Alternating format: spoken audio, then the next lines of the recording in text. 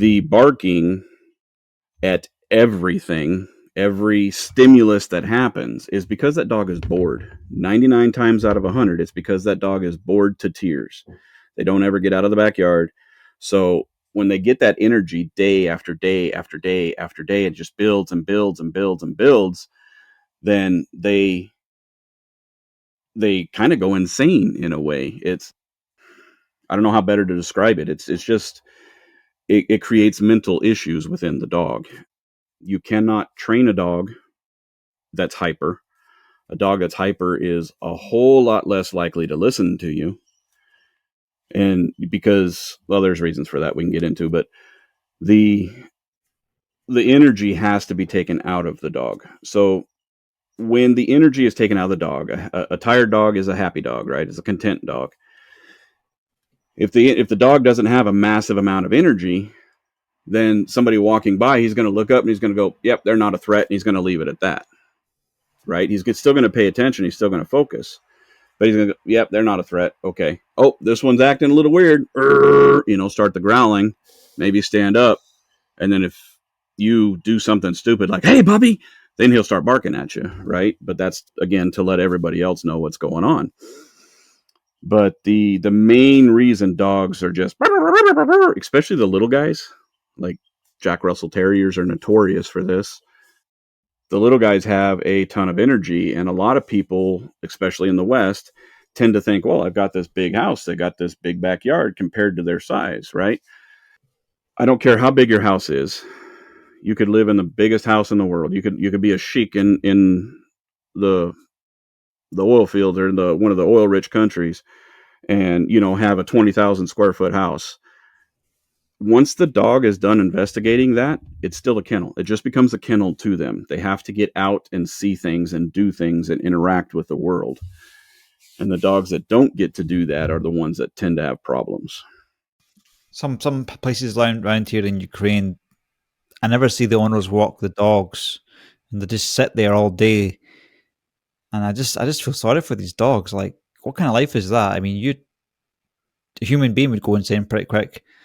To get a dog's got less mental requirements as a human, but so dogs have two requirements, just like humans. They have to have a physical stimulus, physical exercise. They also have to have the mental. If the dog's not getting either one of those, so think of yourself in your house with no electronics, no board games, no books, no TV, no cell phone, no nothing, right? That's going to stimulate your brain or distract you, let's say. Like we can live in our houses now, right? Because we have all of that stuff, all those conveniences. But a dog doesn't use those. A dog doesn't understand those, right? I do have a dog that loves to watch TV. He loves to see cats and critters on TV.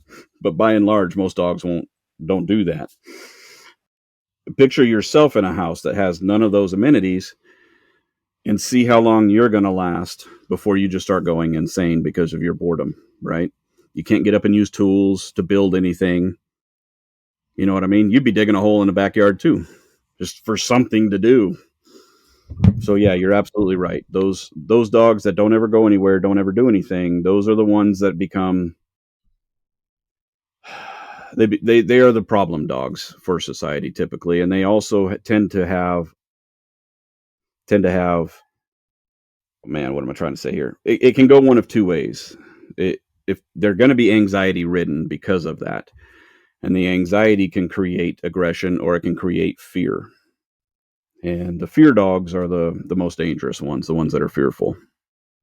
I guess it's people just seeing the dog as cheap labor for protection, so the suffering of the dog isn't worth as much as the cheap protection it gives for your house, and that's the way people look at it. There's that. There's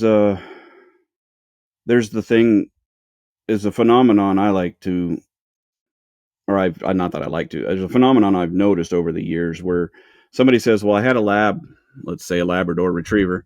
I had a lab when I was a kid, so I want a lab now. That lab was the perfect dog for me. You know, we used to do this together, we used to do that together."